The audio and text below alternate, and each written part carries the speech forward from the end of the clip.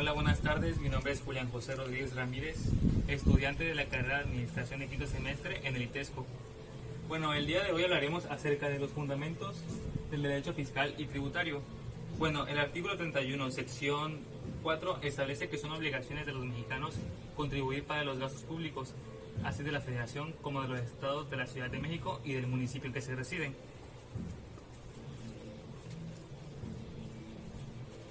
El artículo 83, fracción 7,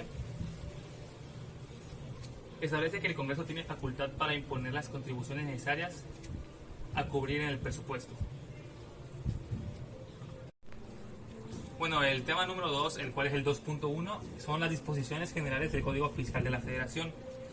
El artículo 1 establece que las personas físicas y las personas morales deben cubrir para los gastos públicos.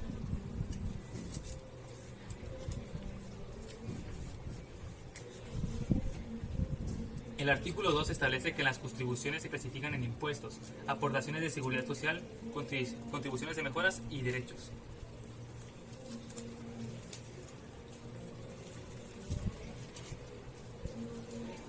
El artículo 3 menciona que son aprovechamientos los ingresos que percibe el Estado por funciones de derecho públicos, distintos de las contribuciones, de los ingresos derivados de financiamientos de los que obtengan los organismos descentralizados y las empresas que participan a nivel estatal.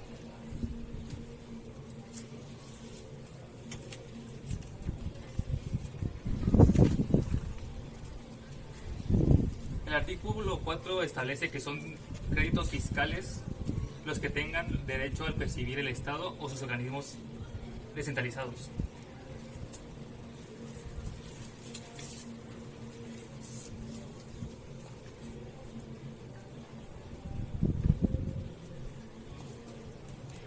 El artículo 5 establece que las disposiciones fiscales que establezcan cargas a los particulares y las que señalan excepciones a las mismas, así como las que fijan las infracciones y las sanciones, son de aplicación estricta.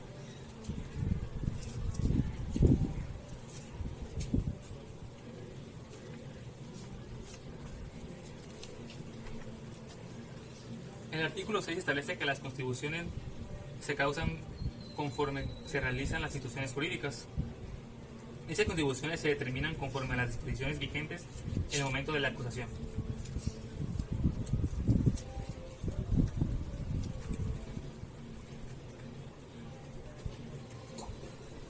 El artículo 7 establece que las leyes fiscales, sus reglamentos y las disposiciones administrativas de carácter general estarán en vigor de toda la República el día siguiente de su publicación en el Diario Oficial de la Federación.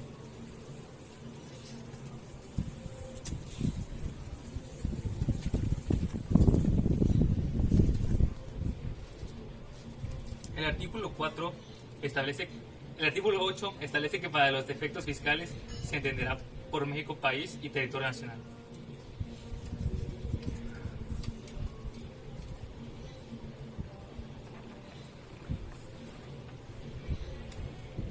El artículo 9 establece que las personas físicas morales que dejen de ser residentes en México deberán presentar un aviso ante las autoridades fiscales, a más tardar dentro de 15 días inmediatos.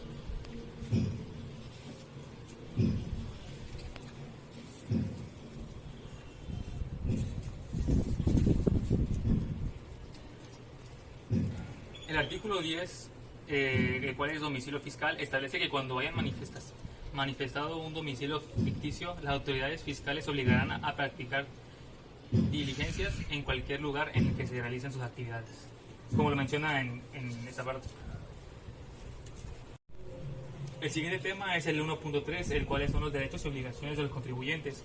El artículo 1 establece que la presente ley tiene como objetivo regular los derechos y las garantías básicas de los contribuyentes en sus relaciones con las autoridades fiscales. El artículo 2 establece que son derechos generales de los contribuyentes ser informado y asistido por las autoridades fiscales en el cumplimiento de las obligaciones tributarias. En este se divide en dos tipos: están las obligaciones de las personas morales y las obligaciones de las personas físicas. En las personas morales está el capítulo 9 de las obligaciones de las personas morales, el cual es el artículo 66, el cual establece que los contribuyentes que obtengan ingresos de los señalados en el título, además de las obligaciones establecidas en otros artículos de esta ley, tendrán las siguientes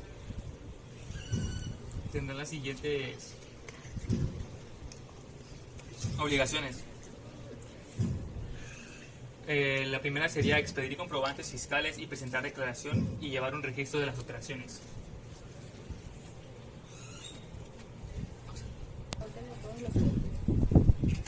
No, es que agarrábamos muy.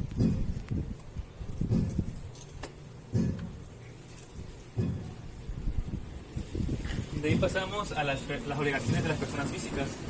En el capítulo 2 de los ingresos por actividades empresariales y profesionales, sección 1 de las personas físicas con actividades empresariales y profesionales, está el artículo 100, el cual establece que están obligadas al pago de los impuestos establecidos en esa sección las personas físicas que perciban ingresos derivados de la realización de actividades empresariales o de la prestación de servicios profesionales.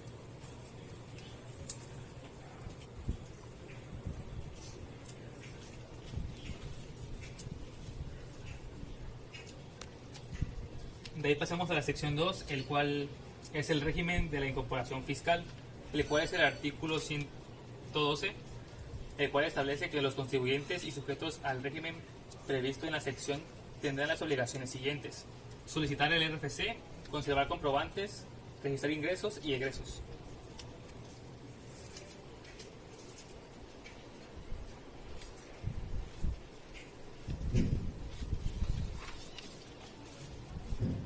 El siguiente sería la sección 3, el cual es de los ingresos por la enajenación de bienes o la prestación de servicios a través de Internet mediante plataformas tecnológicas, aplicaciones informativas y similares, el cual es el artículo 113A. Están obligadas al pago de los impuestos establecidos en esta sección los contribuyentes, personas físicas con actividades empresariales que enajenen bienes o presenten servicios a través de Internet.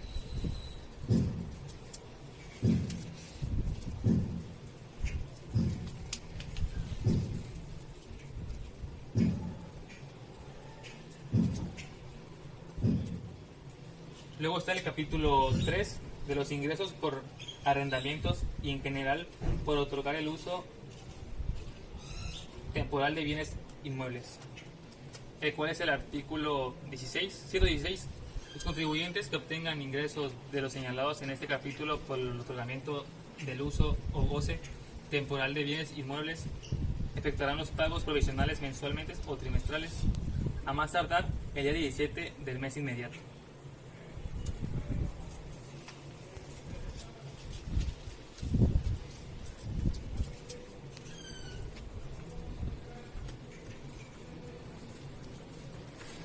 Y por último está el capítulo 4 de los ingresos por enajenación de bienes, en la sección 1 del régimen general, el cual es el artículo 128, el cual establece que los contribuyentes que obtengan ingresos por la enajenación de bienes deberán informar a las autoridades fiscales a través de los medios y formatos electrónicos que se señalen.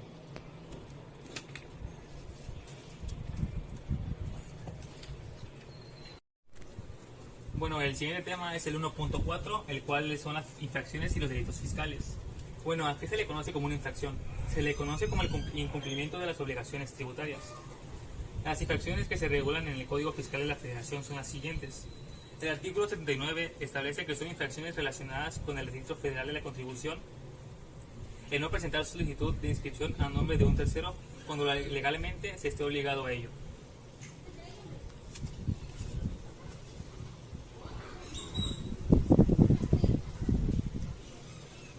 El siguiente artículo es el artículo 81, el cual establece que son infracciones relacionadas con la obligación de pago de las contribuciones, ya sea de presentación de declaraciones, solicitudes, documentación a través de la página de internet de servicio de la Administración Tributaria, el no cumplir con los requerimientos de las autoridades fiscales para presentar alguno de los documentos o medios electrónicos a que se refiere estas infracciones.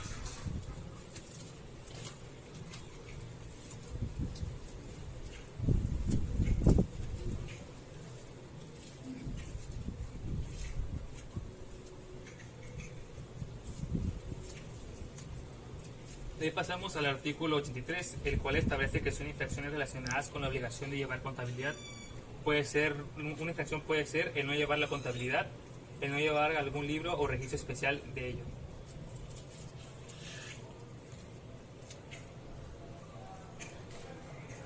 El siguiente artículo es el artículo 84A, el cual establece que son infracciones en las que pueden incurrir las entidades financieras o sociedades cooperativas de ahorro a préstamo. Un delito sería pagar en efectivo o abonar en cuenta distinta a la de beneficiario.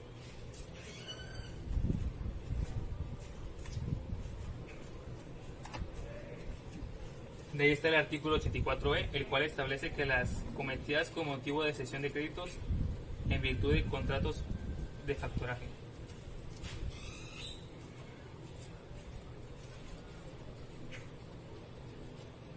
El penúltimo artículo de esta sección sería el artículo 85, el cual establece que son infracciones relacionadas con el ejercicio de la facultad de comprobación Las siguientes serían el no suministrar los datos e informes sobre los clientes y proveedores que legalmente exijan las autoridades fiscales.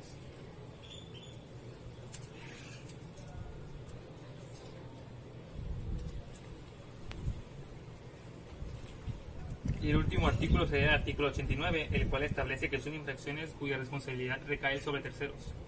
Una infracción sería colaborar en la alteración o la inscripción de cuentas y ser cómplice. El siguiente son los delitos. Bueno, ¿a qué se le conoce como un delito? Al delito se le conoce como el acto o omisión que sanciona las leyes penales. Los delitos que se regulan en el Código Federal son los siguientes. El artículo 96 establece que es responsable de encubrimiento en los delitos fiscales quien sin previo acuerdo y sin haber participado en él después de la ejecución del delito.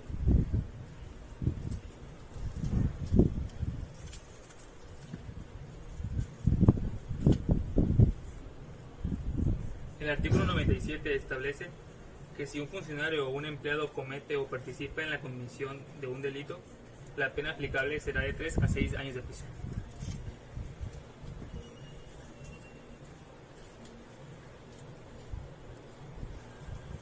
El artículo 102 establece que comete el delito de contrabando quien introduzca al país o extraiga de él mercancías.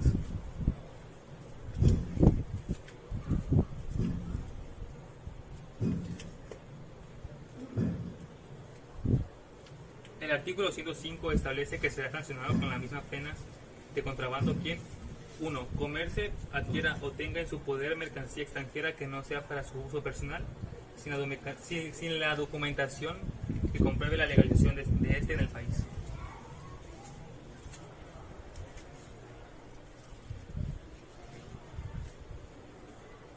El artículo 108 establece que comete el delito de defraudación fiscal quien con uso de engaños o aprovechamientos de errores omita total o participe en el pago de alguna contribución o obtenga algún beneficio indebido.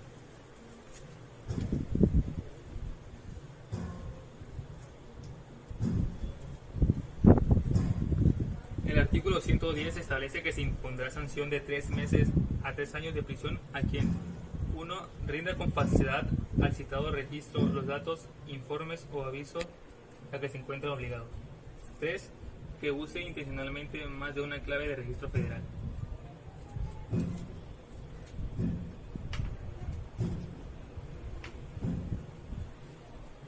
El artículo 111 establece que se impondrá sanción de 3 meses a 3 años de prisión a quien 1. Determine pérdidas con falsedad y 2. Que registre sus operaciones contables, fiscales o sociales en 2 o más sistemas de contabilidad.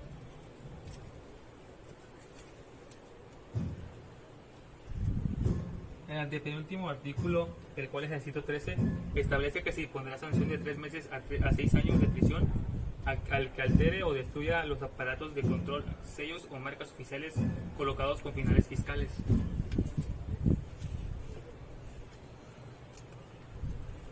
Y por último, el artículo 114 establece que se impondrá sanción de 1 a 6 años de prisión a los servidores públicos que participen en visitas domiciliarias o embargos sin mandamiento escrito por la autoridad fiscal. El último tema es el 1.5, el cual son los derechos tributarios. En este, pues, daremos lo que son las definiciones de algunos puntos. El primero serían los manuales y lineamientos. Bueno, ¿a qué se le conocen como los manuales y lineamientos? Son aquellos que establecen los límites en los cuales habrá de realizarse ciertas actividades. Luego estarían lo que son los decretos, el cual es el cual mediante el cual se otorgan estímulos fiscales a los contribuyentes que se indican. Luego se encuentran lo que son los reglamentos. En ese que hay, o sea, en eso se fijan los procedimientos para obtener los ingresos fiscales, la forma de ejecución de las resoluciones fiscales. El antepenúltimo serían los que son las leyes fiscales. Bueno, estas establecen las conductas u omisiones que constituyen infracciones y los montos de las multas. Y por último estaría lo que es la miscelánea fiscal.